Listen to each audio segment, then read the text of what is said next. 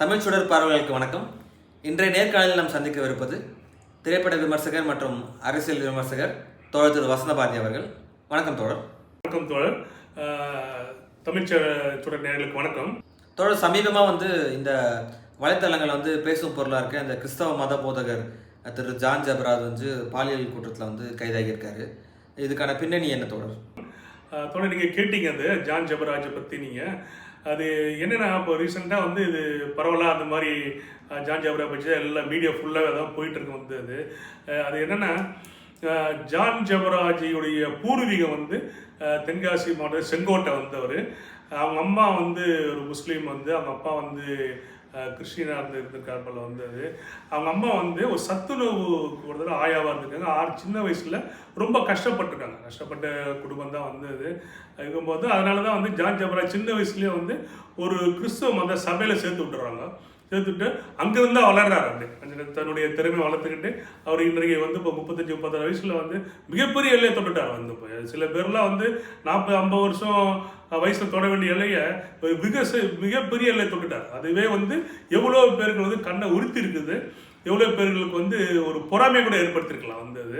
அது அது இன்னொன்று பார்த்தீங்கன்னா, சில விஐபிங்களுக்கெல்லாம் நல்ல உயரமான எல்லையை தொட்டிருப்பாங்க. ஆனால் அவங்களோட குடும்ப உறவில் ஒரு சிக்கல் ஏற்படும் போது அது அதுவே சில முறை சர்க்கிளாக அமைஞ்சிருக்குன்னு சொல்லுவாங்க. அதுபோல் தான் ஜான் ஜபராஜியுடைய சொந்த வாழ்க்கையில் அவருடைய மனைவி மூலிமா சில ஒரு இடர்பாடுகள், புதிய அண்டர்ஸ்டாண்டிங்கில் சில கோளாறு ஏற்பட்டு அவங்களுக்குள்ள மனஸ்தாபம் ஏற்பட்டு கிட்டத்தட்ட ஒரு பிரிந்து வாழ்கிற ஒரு இதாக இருந்து வருகிறது.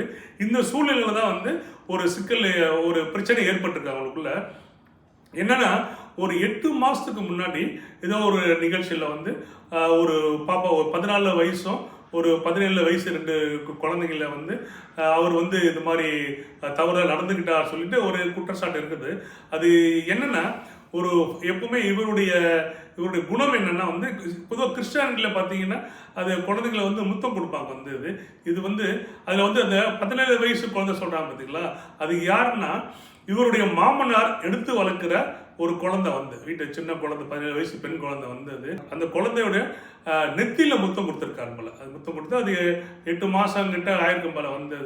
அதுதான் இவர் மேலே சுமத்திற்கு சட்ட குற்றமாக கூறப்படுகிறது. அது இப்போ பூதாகரமாக பெருசாகிட்டு அவர் மேலே இந்த போக்சோ சட்டம் பாய்ந்திருக்குது. பாய்ந்து ஆரம்பத்தில் ஒரு தலைமறைவாக இருந்தார். அப்புறமா போலீஸ் அவர் மூணாரில் கண்டுபிடிச்சி அவர் கைது பண்ணி இருக்காங்க.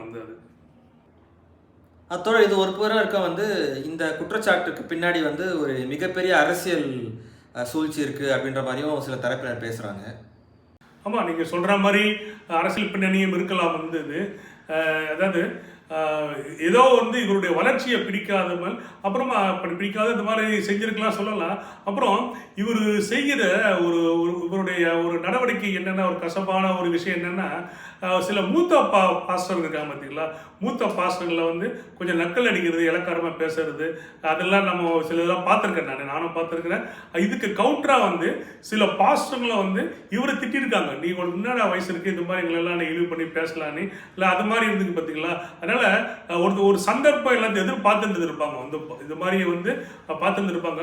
இதில் என்ன சொல்றாருன்னா, அகத்தின்னு சொல்லிட்டு ஒரு பாஸ்டர் இருக்கார். அந்த பாஸ்டர் இப்போ அவர் அதாவது கிறிஸ்துவ மதத்தில் ஜாதிகள் இருக்கு பார்த்தீங்களா, அதை எதிர்த்து ஒரு புக்கே போட்டிருக்காரு. இப்போ கிறிஸ்துவ பைபிள்ல உடைய வசனத்தை வச்சு கிறிஸ்துவ மதத்தில் ஜாதி பற்றி இல்லை, ஆனால் நீங்கள் சில சில சர்ச்சுகள் இது மாதிரி ஜாதியத்தை நீங்கள் பின்பற்றுறீங்க சொல்லிட்டு ஒரு அகத்தின் அதை பற்றி ஒரு பெரிய ஒரு புக்கு போட்டு அவருக்கு பெரிய அளவில் எதிர்ப்புகள் கிளம்பிச்சு. சில பெரிய மத பிரச்சாரங்கள் மூலிமா மிகப்பெரிய பிரச்சாரம் மூலிமா பெரிய எதிர்ப்பெல்லாம் தெரிஞ்சிச்சு. அவர் என்ன கருத்து சொல்லியிருக்கிறாருன்னா, ஒரு பேட்டியில் இல்லை தம்பி வளர்ந்து 35 வயசுல மிகப்பெரிய வளர்ச்சி அடைஞ்சிட்டாரு, அது அவங்க பிடிக்காதவங்களுக்கு இது மாதிரி செஞ்சிருக்கலாம் அப்படிதான் அவர் அகத்தின் சொல்றாரு. அவர் சொல்லியிருக்காரு. அது இல்லாமல் அது குடும்ப இதை மீறி வந்து குடும்ப உறவுகளில் ஏற்பட்ட சிக்கல் இருக்குது பார்த்தீங்களா, இவரை வந்து வீழ்த்தணும்னு சொல்லிட்டு சில சிக்கல்கள் இவரை வந்து பழிவான்னு சொல்லிட்டு சில பேர் இதில் வந்து தலையிட்டிருக்காங்க வந்து இதில்.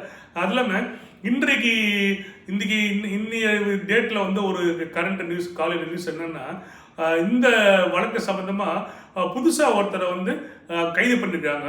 அவர் யாருன்னா வேறு யாரும் கிடையாது, இவர் நம்ம ஜான் ஜபராவுடைய மைத்துனர், மனைவியுடைய கூட பிற தம்பியை வந்து அரசு கைது பண்ணியிருக்காங்க. அவரு பற்றிய சில தகவலை வந்து வலைதளங்களை கேட்க முடிந்தது. அவரை பற்றிய தகவல்களும் பெருசாக பெருமைப்படக்கூடியது மாதிரி இல்லை.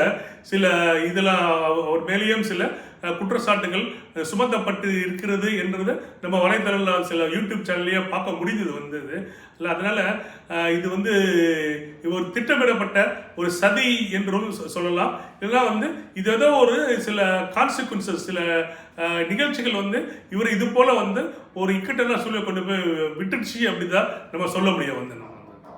தொடர் இந்த சூழ்நிலையில் பார்த்தீங்கன்னா வந்து கிறிஸ்தவ மத போதகர்கள் வந்து குறி வைக்கப்படுகிறார்களா அப்படின்ற வந்து கேள்வி வந்து எழுது. ஆமாம், நீங்கள் கேட்குற மாதிரி கிறிஸ்துவ மத போதகர் வந்து குறி வைக்கப்படுகிறார்கள் என்று தான் சொல்ல வேணும். வந்து எப்போ தான் வந்து சந்தர்ப்பம் கிடைக்கும் இவங்களை வந்து நம்ம வந்து எக்ஸ்போஸ் பண்ணணும்னு சொல்லிட்டு அது குறி வைக்கப்படுகிறது நம்ம காலங்களமாக பார்த்துக்கிட்டு தான் வரோம் நம்ம வந்து. அது இல்லைன்னு சொல்லவும் முடியாது வந்து. அதனால் இது வந்து இதை உணர்ந்து கிறிஸ்துவ மத போதகர்கள் கொஞ்சம் கேர்ஃபுல்லாக நடந்துக்கணும். இது வந்து ஒரு படிப்படியம் போல தான் நம்ம கருத வேண்டியிருக்குது வந்து. இப்போ வந்தது சில கிறிஸ்துவ மதத்தையுடைய வளர்ச்சியை பிடிக்காத சில சக்திகள் வந்து இது மாதிரி வந்து எங்கேயாவது எதாவது கேப் கிடைக்குமா பார்த்துட்டு, அது இல்லாமல் சில மத வெறிகளில் வந்து சில அந்த பெண்டிகாஸ் சர்ச்செல்லாம் அடித்து உடைக்கிறதுல நம்ம கேள்விப்பட்டிருக்கோம். நம்ம வட இந்தியாவில் வந்து ரொம்ப நம்ம பார்த்துருக்கோம். இந்த சவுத்தில் கூட வந்து சில இதில் தமிழ்நாட்டில் கூட சில இதில் நடந்துச்சு. அதெல்லாம் வந்து இந்த திராவிட ஆட்சி வந்து ரொம்ப ஸ்ட்ரிக்டாக இருந்து அதை கண்ட்ரோலில் வச்சிருக்கிறாங்க வந்து. அதனால கிறிஸ்துவ மத போதல் பார்க்கும்போது இந்த ஒரு எஸ்டாப்ளிஷ்மெண்ட் இருக்கு பார்த்தீங்களா, ஆர்சி, சிஎஸ்ஐ, அதிலெல்லாம் வந்து நெருங்க முடியாது வந்து. இப்போ அதுக்கு உள்ள கழிக்க முடியாது.